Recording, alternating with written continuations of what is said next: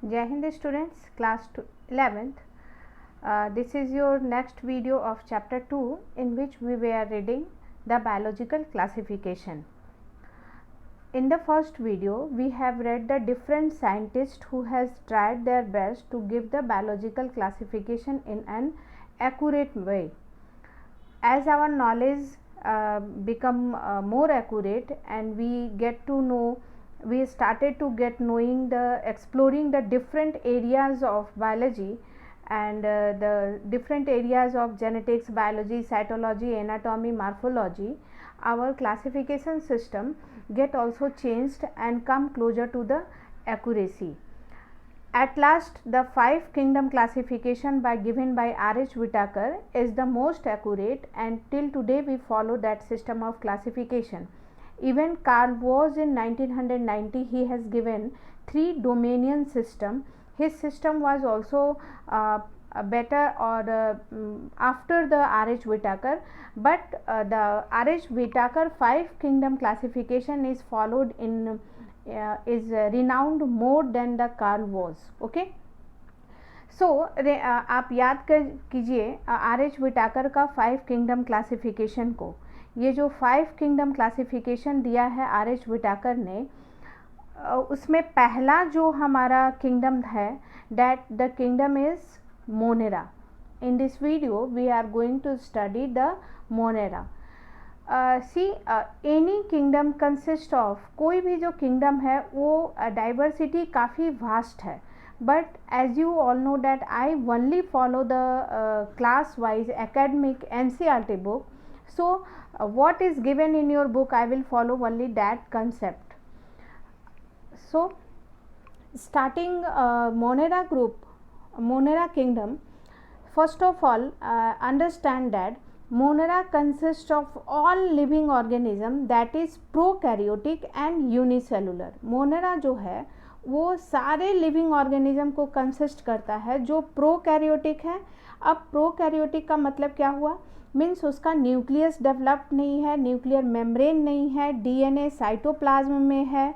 DNA जिस area में concentrated है, पूरे साइटोप्लाज्म में इसका DNA फैला हुआ नहीं रहता है, ए परफेक्ट एरिया में, एक डेफिनिट एरिया में रहता है. That area is called as nucleoid. तो न्यूक्लियर मेम्ब्रेन नहीं है, न्यूक्लियस वेल डेवलप नहीं है, डबल मेम्ब्रेन बाउंड ऑर्गेनल्स नहीं है like mitochondria, Golgi body, endoplasmic reticulum, अगर वो प्लांट नेचर का है तो क्लोरोप्लास्ट, ये सभी ऑर्गेनल्स उसमें नहीं होंगे. These type of cells are called prokaryotic cell, और एक ही सेल का बना हुआ रहेगा. All these characteristics or the living organism which are made up of one cell and having a prokaryotic system of organization or cellular type, then they consist the Monera kingdom. Now Monera is divided into according to R.H. Whitaker, Monera is divided into Archaebacteria and Eubacteria. इसी Archie bacteria को Karl was ने Monera के ऊपर जाकर एक domain बना दिया था, बिल्कुल सेपरेट. मोनेरा के ऊपर एक दो डोमेन, आर्की बैक्टीरिया का एक अलग डोमेन ही बनाया था कार्ल वोज ने. क्योंकि जब हम लोग आर्की बैक्टीरिया और बैक्टीरिया को स्टडी करेंगे डेप्थ में जाकर, more than the topics given in NCERT, then we will find a great difference between bacteria and archaebacteria. So the Carl Woese has created Archaebacteria, a separate domain. But what is given in the book, NCERT book, we are studying the classification given by R.H. Whitaker. तो R.H. Whitaker जो थे जिन्होंने Monera kingdom बनाया, that consist of 2 groups, that is Archaebacteria and Eubacteria. Now reading what is given in the NCERT book, bacteria are the sole members of the kingdom Monera. Bacteria जो है according to R.H. Bacteria, Monera जो है वो पूरा bacteria ही उसके पूरे members हैं, और उन्होंने बैक्टीरिया को 2 टाइप्स में बांटा, आर्कीबैक्टीरिया एंड यूबैक्टीरिया.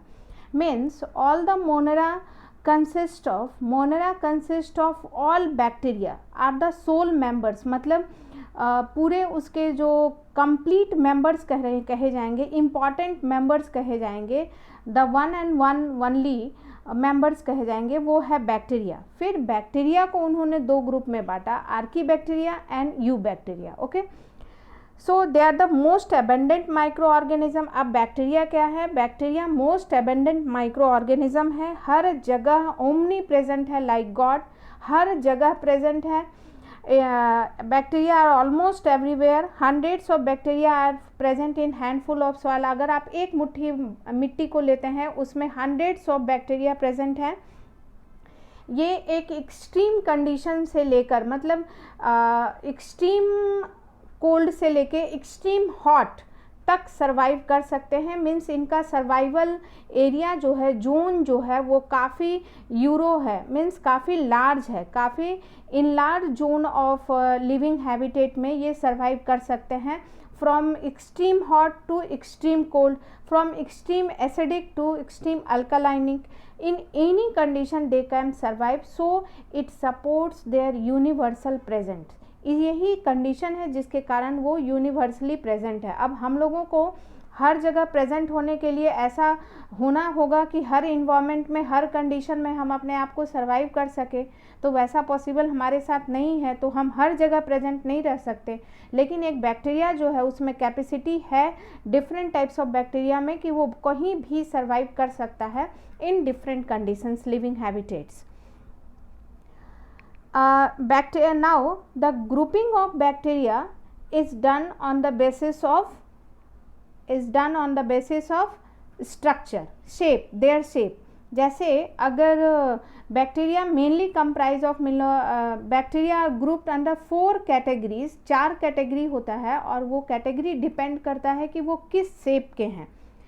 लाइक अगर वो स्फेरिकल हैं, मीन्स राउंड है, ये आप यहाँ देख रहे हैं, अगर वो राउंड है तो that will be coccus in shape, coccus means round. If they are rod shape like this pencil, अगर वो लंबे और पतले रहेंगे, रॉड शेप्ड रहेंगे, then they are called as bacillus. Vibrio shaped, अगर वो कॉमा शेप्ड रहेंगे, कॉमा जैसे कॉमा बुक में डाला जाता है, आप ऐसे कॉमा डालते हैं, ये कॉमा शेप्ड रहेंगे, then they are called as vibrio. Spiral shaped रहेंगे, आप यहाँ देख सकते हैं, दिस स्पाइरल शेप्ड रहेंगे, then they are called as spiral. Spirillum, spirillum कहेंगे जब सिंगुलर रहेगा तो, एंड स्पाइरिला कहेंगे जब प्लूरल रहेगा तो। उसी तरह coccus singular, cocci plural, bacillus singular, bacilli plural, vibrium singular, vibrio plural, spirillum singular, spirilla plural. तो आप ये अपने नोट कॉपी में सारे डायग्राम के साथ इनका पूरा स्ट्रक्चर आप बना के रखिएगा। These are the different types of bacteria on the basis of shape, shape के बेसिस पे ये डिफरेंट टाइप्स ऑफ बैक्टीरिया हैं। Though the bacteria structure is very simple, they are very complex in structure, in behavior। Bacteria को काफ़ी detail में higher class में पढ़ा जाता है, जेनेटिक्स से लेकर इनका हर चीज़, फिजियोलॉजी, हर चीज़ काफ़ी अच्छे से डेवलप्ड है और हम लोग पढ़ सकते हैं। जैसे फोटोसिंथेसिस में भी बैक्टीरियल फोटोसिंथेसिस एक अलग ही चैप्टर क्रिएट होता है, एंड यूकैरियोटिक फोटोसिंथेसिस अलग होता है। उसी तरह यहाँ तक जेनेटिक्स में भी अगर हम पढ़ेंगे तो बैक्टीरिया के डीएनए रेप्लिकेशन से लेकर हम लोग इसके क्रोमोजोमल बिहेवियर तक लेकर इनका सेक्सुअल रिप्रोडक्शन किस तरह होता है, सारे चीज़ बैक्टीरिया में वेल स्टडीड हैं और काफ़ी कॉम्प्लेक्स हैं। लेकिन हम अभी 11th स्टैंडर्ड पे हल्का बस टच करते हुए हर टॉपिक को लेके चलेंगे, डेप्थ अभी हमें बैक्टीरिया के बारे में पढ़ना नहीं है। लेकिन आप ये कभी मत सोचिएगा कि बैक्टीरिया एक छोटा मोटा ऑर्गेनिज्म है, यूनिसेलुलर है, प्रोकैरियोटिक है, तो इसका कोई फिजियोलॉजी वेल डेवलप नहीं है। जिस फिजियोलॉजी को हम यूकैरियोट्स में पढ़ते हैं उस फिजियोलॉजी को हम बैक्टीरिया में सेपरेटली पढ़ते हैं। How bacteria reproduce, how the sexual reproduction is performed in bacteria, how there is genetic transformation in bacteria, how the bacteria perform photosynthesis, respiration इसमें कैसे होता है। बैक्टीरिया काफ़ी एक्सप्लोर्ड फील्ड है आपके पढ़ने में, और बैक्टीरिया और ये सब माइक्रो ऑर्गेनिज्म ही आगे चलकर एक फील्ड ही बना देते हैं माइक्रोबायोलॉजी, जो कि मेडिकल में भी काफ़ी यूज और पढ़ा जाता है क्योंकि सेवरल डिजीज़ जो है वो इसी माइक्रो ऑर्गेनिजम्स और ये बैक्टीरिया, वायरस एंड जर्म्स को लेकर ही हैं। तो ये जो फील्ड है बैक्टीरिया का वो काफ़ी एक्सप्लोर्ड है और हम लोगों को पढ़ना बहुत कुछ है, जिसमें इस लेवल पे दैट इज़ क्लास 11 में and in NCERT book very short is given. अगर आप किसी टेक्स्ट बुक को भी पढ़ेंगे तो उसमें भी बहुत लेंदी टॉपिक्स दिए हुए हैं, लेकिन please concentrate to the NCERT book because these are the only topics which will come in the academic exam of 11th and also NEET. So some of the bacteria are autotrophics. कुछ bacteria जो हैं वो ऑटोट्रॉपिक्स हैं। Autotrophs का मतलब क्या हुआ कि वो अपना भोजन स्वयं बना लेंगे। अपना भोजन लाइक ग्रीन प्लांट्स जो दिखते हैं वो फोटोट्रॉपिक्स हैं, तो उनको ऑटोट्रॉप्स भी कहा जाता है। फोटोट्रॉप्स इसलिए कहा जाता है कि वो अपना भोजन सनलाइट के हेल्प से बनाते हैं। Now bacteria are also autotrophs. Autotrophs may be of two types, phototrophs and chemotrophs. Phototrophs, in phototrophs they use light, sunlight for the chemical reaction to proceed on and to make the food। Sunlight का होना बहुत ही आवश्यक है photo autotroph में। And chemo autotrophs में bacteria किसी chemical compound पर depend करता है, लाइक फेरस सल्फाइड है, FeS है, उस पर बैक्टीरिया डेवलप करेगा और उस कंपाउंड को ब्रेक करेगा, और कंपाउंड को ब्रेक करने के बाद जो एनर्जी रिलीज़ होगी, क्योंकि जब भी कोई कंपाउंड ब्रेक करता है तो एनर्जी रिलीज़ होती है, और जब एनर्जी रिलीज़ होगी तो उस एनर्जी को यूटिलाइज करेगा अपना भोजन बनाने में। तो that are called as chemo autotrophs. So bacteria में be autotrophs which of two types, photoautotrophs and chemoautotrophs. Now the second, the bacteria may be heterotrophs like us। Bacteria हमारी तरह हेट्रोट्रॉपिक भी हो सकता है। अब हेट्रोट्रॉपिक हो सकते हैं, उसमें आप सेप्रोफिटिक हो सकता है, डेड ऑर्गेनिजम्स पे वो अपना भोजन डेड ऑर्गेनिक मैटर से ले सकता है, so they are called as saprotrophs. तो ये तो बात हुई बैक्टीरियल न्यूट्रिशन की। आप अपने नोट्स में बैक्टीरियल न्यूट्रिशन डालेंगे टॉपिक। बैक्टीरियल न्यूट्रिशन में भी autotrophic and heterotrophic. Autotrophic is again of two types, chemo autotrophs and photo autotrophs. फिर heterotrophic is of different types, maximally in heterotropic condition bacteria are saprophytic। okay, now come to the types of bacteria, जो कि पहले ही हमने बताया था classification of monera में, that monera is का divided into two groups. Monera का sole member bacteria हैं, bacteria are of two types, archaebacteria and eubacteria according to R.H. Whittaker। Now come to the archaebacteria. Archaebacteria, कहीं भी किसी word के पीछे Archie लग जाए means ancient. ये बैक्टीरिया से पहले के बैक्टीरिया हैं, और भी पहले के बैक्टीरिया हैं। ये इनका जो इवोल्यूशन है, इनका जो ओरिजिन है वो बैक्टीरिया से भी पहले का है। So they are called as archaebacteria. They live, इनके कैरेक्टर्स आप इस एनसीईआरटी पॉइंट को, एनसीईआरटी बुक के पॉइंट को आप पॉइंट में लिखिएगा, ऐसे पैरावाइज नहीं लिखना है। You make notes in point wise. First notes that archaebacteria can live in most harsh habitat, like जो साल्टी एरियाज में रहेंगे, नमकीन सलाइन एरिया में, that are called as halophytes. नाम एग्जाम में आता है, याद रखिएगा। जो साल्टी एरियाज में जो बैक्टीरिया रहते हैं that are called as halophytes. Hot spring में रहेंगे that are called as thermoacidophiles. अगर मार्शी स्वैम्पी एरिया, दलदली एरिया में रहते हैं then they are called as methanogens। means the types of archaebacteria are halophiles, thermoacidophiles and marshy areas methanogens। now archaebacteria differ from other bacteria in having different cell wall structure। ये आप underline कर लेंगे अपने book में, that archaebacteria is different from bacteria, true bacteria, by the composition of cell wall. Cell wall जो है वो bacteria का डिफरेंट है और ये आर्की बैक्टीरिया का बिल्कुल डिफरेंट है। एग्ज़ाम में भी आता है कि Archie bacteria differs from bacteria in which of the following categories या characters, then this will come, your answer will be that they have different types of cell wall present in the they have different types of biological composition or chemical composition present in their cell wall. Now come to the methanogens. Okay, these methanogens are a special type of archaebacteria that are present in the guts of ruminants animal, जो काऊ, भैंस, ये सब जो होते हैं buffaloes, उनके intestine में present, guts में प्रेजेंट रहता है और उनके स्क्रीटा के साथ निकलता है और दैट प्रोड्यूस गोबर gas, biogas. In that from that जो बायोगैस बनता है इनके फर्मेंटेशन से या क्या कहेंगे उनको सड़ने से, जो बायोगैस निकलता है due to the presence of this bacteria in the intestine, और जब वो स्क्रीट करते हैं तो वो बैक्टीरिया इस उनके स्क्रीटा के साथ बाहर आता है और गोबर गैस बनने में हेल्प करता है।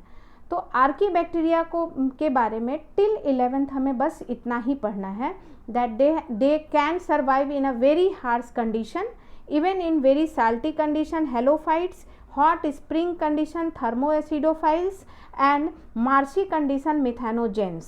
Methanogens are also present in the intestine or guts of buffaloes, cows, and they produce gobar gas. They have different cell wall in comparison to the true bacteria, that is eubacteria. Okay, this is all about archaebacteria. Now the second type of bacteria is eubacteria. In any term when there is applied U, it means true. इस U का मतलब होता है true. ये जो U bacteria है वो true bacteria है और इसी को मेनली बैक्टीरिया कहा जाता है। बैक्टीरिया के पहले जितने ये जो आर्की बैक्टीरिया का ग्रुप है वो बिल्कुल अलग है इस बैक्टीरिया से। जो हम लोग अक्सर जो बातें करते हैं बैक्टीरिया के बारे में वो यही बैक्टीरिया है। This bacteria, there are thousands of bacteria और true bacteria, they have the characteristic cell wall composition. इनके सेल वॉल कंपोजिशन और केमिकल कंपोजिशन हम लोग थोड़ा बहुत बायोमोलिक्यूल्स में पढ़ेंगे। इनका सेल वॉल टोटली डिफरेंट होता है प्लांट के सेल वॉल से, सेलुलोजिक नहीं होता। इसमें polysaccharides and amino acids present होते हैं। इसके बारे में डिटेल स्ट्रक्चर हम लोग हायर क्लास में भी पढ़ेंगे एंड कुछ बायोमोलिक्यूल्स में भी पढ़ेंगे। इनका cell wall totally its cell wall is totally different from the plant cell wall. It is not cellulosic in nature like plant cell wall. कुछ बैक्टीरिया स्पेशली एग्जाम्पल दिया गया है। बैक्टीरियल स्ट्रक्चर को अगर हम देखें तो यहाँ पे देखेंगे कि मूवमेंट, अगर वो बैक्टीरिया मोटाइल है तो उस बैक्टीरिया में फ्लैजिला प्रेजेंट होगा टू मेक देम मोटाइल, ताकि विप लाइक वो स्ट्रक्चर रहेगा और उसकी हेल्प से वो बैक्टीरिया आगे बढ़ेगा। These smalls are called pilus. Reproduction में भी हेल्प करता है ये, और इनको ग्लाइडिंग और मूवमेंट में ये स्मॉल फ्लैजिला से छोटे होते हैं ये फिलामेंट्स, और इनको पाइलस कहा जाता है। The composition inside the cell is cytoplasm. They have DNA but not in a nucleus. They are laying in the cytoplasm and this is the DNA and this area will be called as nucleolide. Plasma membrane present है, cell wall present है, bacterial, and this is an example of bacterial cell. इसमें ribosomes होंगे, इसमें अपना जो और organelles है वो सारे ऑर्गेनल्स होंगे। ये इनका साइटोप्लाज्म हो गया, ये इनका DNA हो गया जो कि न्यूक्लियस के अंदर नहीं है, ये फ्लैजिला हो गया, मूविंग बैक्टीरिया है ये, और इनका प्लाज्मा मेम्ब्रेन हो गया, और ये मोटा सा स्ट्रक्चर जो प्रेजेंट है ये सेल वॉल हो गया। ऊपर की कवरिंग जो होती है, अगर इसको हाइबरनेट करना है या रिप्रोडक्टिव फेज में नहीं है तो कैप्सूल की कवरिंग हो जाती है इस पर। सो बैक्टीरियल सेल बहुत कॉमन वे में प्रेजेंट है। आप इसको कॉपी में ड्रॉ कीजिएगा बैक्टीरियल सेल का। एक एग्जाम्पल दिया हुआ है एक दो बैक्टीरिया का आपके बुक में, that is given in your book, that is the example, that is cyanobacteria. Cyanobacteria यहाँ पे आपके बुक में लिखा हुआ है, nutrition cell wall presence of cell wall atmospheric, ये जो साइनोबैक्टीरिया आपके एनसीईआरटी बुक में लिखा हुआ है, they are characterized by the presence of rigid cell wall, if motile they have flagellum. Cyanobacteria is also called as blue green bacteria. ये पहले जो है इनको एल्गी में रखा गया था, ब्लू ग्रीन एल्गी, ये एल्गी का पार्ट हुआ करते थे। अभी भी कोई साइंटिस्ट इनको एल्गी में रखते हैं, और एल्गी कहाँ का पार्ट है? प्लांट का। तो लेकिन डिफरेंट साइंटिस्ट का डिफरेंट कहना है। आर.एच. व्हिटाकर ने साइनोबैक्टीरिया को मोनेरा में रखा है क्योंकि ये यूनिसेलुलर है और प्रोकैरियोटिक है। ये आपके चेन स्ट्रक्चर में पाए जा सकते हैं, having chlorophyll A like higher plants. इस हैविंग क्लोरोफिल ए के कारण ही कुछ साइंटिस्ट जो हैं साइनोबैक्टीरिया को हायर प्लांट्स में रखे थे, क्योंकि हायर प्लांट्स में भी क्लोरोफिल ए ही पाया जाता है। Similar to green plants and are called photosynthetic autotrophs. The cyanobacteria are unicellular और कॉलोनी में जब पाए जाएंगे तो उनके ऊपर जो है फिलामेंटस कवरिंग हो जाएगी, मराइन टेरेस्टेरियल एल्गी है and are generally surrounded by gelatinous sheath. आप इसका डायग्राम देख सकते हैं in the book, that is this is given in your NCERT book. ये ऊपर की कवरिंग इनकी जिलेटिनस सीट है और ये एक एक जो सेल है वो साइनोबैक्टीरिया है, ये कॉलोनी में पाए गए हैं। अब ये पूरा जो है ये होल एक बॉडी की तरह यूज़ होने लगे हैं, ये जिलेटिनस या म्यूसिलेजिनस सीट, और ये एक एक सेल है। फिलामेंटस ब्लू ग्रीन एल्गी है ये, और जैसे साइनोबैक्टीरिया का ये एग्जाम्पल है नॉस्टॉक। क्या कहेंगे इनको? Nostoc. They often form blooms. ये इनका कभी कभी हम इनको कहाँ देख सकते हैं? Colonies are generally surrounded by gelatinous sheath, they often from blooms in the polluted water bodies. आप जब भी पॉल्यूटेड वाटर बॉडीज़ को देखेंगे, जैसे जो स्टैगनेंट पॉन्ड हो गया है, कभी उसमें पॉल्यूशन काफ़ी ज़्यादा हो गया है, तो ये सभी जो बैक्टीरिया हैं वो ब्लूम क्रिएट कर देते हैं। अपर एक एल्गी काई का लेयरिंग ग्रीन लेयर प्रोड्यूस कर देंगे, जिसके कारण जो अंदर के जो लिविंग ऑर्गेनिजम्स हैं वो सफोकेट हो जाते हैं, उनको ऑक्सीजन की सप्लाई नहीं मिल पाती, और वो पूरा मतलब वो पॉन्ड जो है स्टैगनेंट पॉल्यूटेड और वो डेथ की तरफ सीनेसेंस पॉन्ड हो जाता है। उसमें कोई नए लिविंग ऑर्गेनिज्म की उत्पत्ति नहीं, ओरिजिन नहीं होता, और जो ऑलरेडी प्रेजेंट है वो इनके ऊपर लेयर की कवरिंग होने के कारण नीचे सफोकेट होने लगते हैं। So these are blooms, these are called as blooms, and that are generally created by this blue-green algae, cyanobacteria. Now some of the cyanobacteria like nostoc has a special type of cell in their chain. जो वो chain formation करते हैं उसमें एक special types of sales रहता है जिसको हम लोग हेट्रोसिस्ट कहते हैं। This heterocyst is given in your NCERT book and it is also important, this heterocyst। ये heterocyst जो लिखा है, ये heterocyst जो है like nostoc and anabina, anabina भी एक ब्लू ग्रीन एल्गी है। ये नाइट्रोजन को फिक्स करता है। जब आप आगे पढ़ेंगे तो ये सभी बैक्टीरिया चावल के खेत में, गेहूं के राइस के पैडी फील्ड्स में ये सभी बैक्टीरिया उत्पन्न लेते हैं और एटमॉस्फेयर से नाइट्रोजन को फिक्स करते हैं। ये फिक्सिंग करने में ये सेल हेट्रोसिस्ट आपका हेल्प करता है।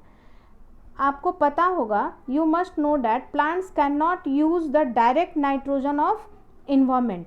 वो नाइट्रोजन को किसी कंपाउंड के रूप में ले सकते हैं। तो ये बैक्टीरिया जो है वो एटमॉस्फेरिक नाइट्रोजन को इसमें हेट्रोसिस्ट सेल से फिक्स करता है और प्लांट को अवेलेबल कराता है नाइट्रोजन। नॉस्टॉक एंड एनेबिना इसका एग्जाम्पल है नाइट्रोजन फिक्सिंग एल्गी का। नॉस्टॉक केमोसिंथेटिक ऑटोट्रॉपिक बैक्टीरिया भी बहुत सारे हैं। एग्जाम्पल आपके जब आप नाइट्रोजन साइकिल पढ़ेंगे आगे या 10th 9th में पढ़े होंगे तो आप देखे होंगे कि एटमॉस्फेरिक नाइट्रोजन किसी बैक्टीरिया से नाइट्राइट्स में चेंज होता है। ये नाइट्राइट्स फिर नाइट्रेट्स में चेंज होते हैं, नाइट्रेट्स नाइट्राइट्स में चेंज होता है, नाइट्राइट्स अमोनिया में चेंज होता है, या डायरेक्ट नाइट्रोजन भी अमोनिया में चेंज होता है। तो ये सभी काम जो है फिक्सिंग ऑफ या अमोनिफिकेशन या नाइट्रिफिकेशन, जो हम लोग बायोमोलिक्यूल्स और नाइट्रोजन चैप्टर में मिनरल में पढ़ेंगे, तो वो ये सभी काम भी बैक्टीरिया करते हैं और इससे जो एनर्जी रिलीज़ होता है उस एनर्जी से वो अपना भोजन बनाते हैं. So these types of bacteria are example of chemosynthetic bacteria, chemo autotrophs. Now phosphorus भी यूज कर सकते हैं, आयरन भी यूज कर सकते हैं, सल्फर भी यूज कर सकते हैं. ये डिफरेंट है, जैसे उनको कहेंगे sulphur bacteria, purple sulphur bacteria. These type of bacteria grow on chemical substances and break that chemical compound and use their energy to prepare their own food. So they may be photosynthetic also and they may be chemoautotrophs also. And now the example of heterotropic bacteria बहुत सारे हैं, like curd from milk, जो lactobacillus bacteria है आपका. Lacto और bacillus लग गया, तो बैसिलस लग गया तो उसका शेप कैसा होगा, रॉड शेप. आप जब भी लैक्टोबैसिलस का शेप देखिएगा तो रॉड शेप उसका आएगा. These antibiotics production, there are many bacteria that are used in the production of antibiotics. यहाँ से अब यूज ऑफ बैक्टीरिया में आ गया. हेट्रोट्रॉपिक बैक्टीरिया का भी बहुत सारा एग्जाम्पल होगा, लाइक सेप्रोफिटिक बैक्टीरिया, जो जो डेड लिविंग ऑर्गेनिज्म में ग्रो करते हैं. बहुत सारे बैक्टीरिया हैं, स्यूडोमोनास है, स्टैफिलोकोकस है, स्ट्रेप्टोकोकस है, इकोलाई है, जो हम लोग इतना पढ़ते हैं जेनेटिक्स में, डैट इकोलाई, साइनोबैक्टीरिया. ये सभी बैक्टीरिया ही हैं जिनका डिफरेंट मोड ऑफ न्यूट्रिशन है. आपका फिर इम्पॉर्टेंस इनका क्या है, बहुत फील्ड में इम्पॉर्टेंस है. सबसे पहला इम्पॉर्टेंस जो हम लोग बहुत बचपन से पढ़ते आ रहे हैं कि दही बैक्टीरिया से ही बनता है. जब उसमें हम इनोकुलम डालते हैं, थोड़ा सा दही डालते हैं, तो उससे इसका मतलब कि उस दूध में हम बैक्टीरिया डाल रहे हैं. उस दही में थोड़े से जो दही में बैक्टीरिया है उसको डाल रहे हैं और वो दूध में पूरा रिप्रोडक्शन करके, सेल डिवाइड करके पूरा डिवाइड कर लेता है और उस दूध को दही में कन्वर्ट कर देता है. That is lactobacillus bacteria. बहुत सारे एंटीबायोटिक्स बैक्टीरिया से बनते हैं. और ये फिर नाइट्रोजन फिक्सेशन वगैरह में काम आता है. जब हम लोग नाइट्रोजन साइकिल पढ़ेंगे, राइजोबियम बैक्टीरिया आप पढ़े होंगे, जो कि लेगुमिनस प्लांट में सिम्बायोटिक रिलेशनशिप में राइजोबियम बैक्टीरिया रहता है, जो कि एटमॉस्फेरिक नाइट्रोजन को फिक्स करता है. तो सोचिए, अगर राइजोबियम बैक्टीरिया होता ही नहीं तो हमें नाइट्रोजन मिल ही नहीं पाता. और नाइट्रोजन बहुत इम्पॉर्टेंट कंपाउंड है प्रोटीन का, तो प्रोटीन बनने में इस बैक्टीरिया का बहुत ही बड़ा रोल है, राइजोबियम बैक्टीरिया. और भी बहुत सारे symbiotic and free living bacteria भी हैं जो कि नाइट्रोजन को फिक्स करते हैं. जैसे ये साइनोबैक्टीरिया जो हुआ, नॉस्टॉक एंड एनीबिना, ये फ्री लिविंग बैक्टीरिया होगा. वो सॉइल में सिंपली रहेगा और नाइट्रोजन को फिक्स करेगा. किसी प्लांट के साथ या एनिमल के साथ सिम्बायोटिक रिलेशनशिप में नहीं रहेगा. लेकिन जो राइजोबियम है वो सिम्बायोटिक बैक्टीरिया है जो कि नाइट्रोजन को फिक्स करता है. Now the negative points of bacteria are that they are the main causal organisms, disease causing organisms. ये जो आपके एग्जाम्पल्स दिए हुए हैं, जो कि प्लांट्स एंड एनिमल्स दोनों में होता है. कोलेरा हुआ, टाइफाइड हुआ, टेटनस हुआ, सिट्रस कैंकर हुआ. सिट्रस कैंकर जो है वो, सिट्रस जो है वो नींबू वाले फैमिली को कहते हैं, नींबू, संतरा, ये सब सिट्रस हुआ. सिट्रस के पत्तों में देखिएगा हार्ड स्ट्रक्चर बन जाता है, डैट इज सिट्रस कैंकर. ये सभी बैक्टीरिया के डिजीज़ हैं. सिट्रस कैंकर एनिमल में नहीं, प्लांट में होता है. कोलेरा, टाइफाइड, टेटनस, ये सभी एनिमल्स में होता है. इसके अलावा भी बहुत सारा है, निमोनिया है, बहुत सारा डिजीज़ है जो कि बैक्टीरिया से होता है. So bacteria are both the friend of human being and also the devil for the human being. कभी ये जर्म्स के रूप में रहते हैं तो कभी हमारे लाइफ में बहुत सारे बायो प्रोडक्ट्स को भी देते हैं. बैक्टीरिया, अब आते हैं इनके रिप्रोडक्शन पे. बैक्टीरिया रिप्रोडक्शन बहुत शॉर्ट में आपके इस बुक में दिया हुआ है बैक्टीरियल रिप्रोडक्शन के बारे में. बैक्टीरिया, यहाँ आप देखिए, ये एक बैक्टीरिया था, दिस वाज वन बैक्टीरिया, और कैसे ये डिवाइड करके दो बैक्टीरिया बन रहा है, इसका डीएनए जो है वो मल्टीप्लाई हुआ, रेप्लिकेट हुआ और फिर ये सेल 2 सेल में डिवाइड हो गया। तो in this way the bacteria replicates. ये इतना इजी नहीं है समझना, ये बहुत कम वे में बुक में समझा दिया है। And this type of cell division is called as binary fission. Fission means टूटना, बाई मीन्स टू, 2 में टूट जाना, then this is called as binary fission. Under unfavourable conditions this bacteria produces spores, spores बनाते हैं और spores वो जहाँ fall करेगा या रहेगा इन्वायरमेंटल सूटेबल कंडीशन में, फिर से वो बैक्टीरियल फॉर्म में डेवलप कर जाएगा। इनका सेक्सुअल रिप्रोडक्शन भी होता है। सेक्सुअल रिप्रोडक्शन में जो अगर हम इनके स्ट्रक्चर को कम्प्लीटली अच्छे से देखेंगे तो सेक्सुअल रिप्रोडक्शन में इनके कोई सेक्स ऑर्गन और सेक्स ऑर्गन कुछ ऐसा डेवलप नहीं है, बट सिंगल सेल में ही डीएनए का एक्सचेंज हो जाना ही सेक्सुअल रिप्रोडक्शन कहलाता है। क्योंकि सेक्सुअल रिप्रोडक्शन का मतलब होता है वेरिएशन। अगर किसी भी सेल में किसी तरह से वेरिएशन आ गया तो वो रिप्रोडक्शन कहलाएगा। सो बैक्टीरिया में इसी टाइप का वेरिएशन होता है जो कि आप आगे चल के बहुत डिटेल में पढ़ेंगे। अभी आप मानिए कि यही जानिए कि there is sexual reproduction in bacteria that is caused by change in the genetic material of bacteria. Bacterial genetic material में जो चेंज हो जाता है that is called as sexual reproduction. And then they will divide into 2 and they will be different from the parent cell. So अगर कहीं कोई भी offspring या डॉटर सेल पेरेंट सेल से डिफरेंट है तो वो सेक्सुअल रिप्रोडक्शन हुआ है। So this is the only history of the sexual reproduction of bacteria. Means the type of DNA transfer from one bacterium to the other bacterium. इसको detail में आपको higher classes में पढ़ने हैं। This is all about the monera group that is archaebacteria and true bacteria. One group more is kept in monera group is the mycoplasma, जो कि आपके हर exam में आता है। ये माइकोप्लाज्मा जो है ये सबसे छोटे और लिविंग ऑर्गेनिज्म है and can survive without oxygen. ये ऑक्सीजन के बिना सर्वाइव कर सकते हैं and they lack cell wall. इनको कोई सेल वॉल नहीं होता। मीन्स ये बैक्टीरिया से और आर्कीबैक्टीरिया से भी छोटे हैं। They are the smallest living organism and they can survive without oxygen and they lack cell wall.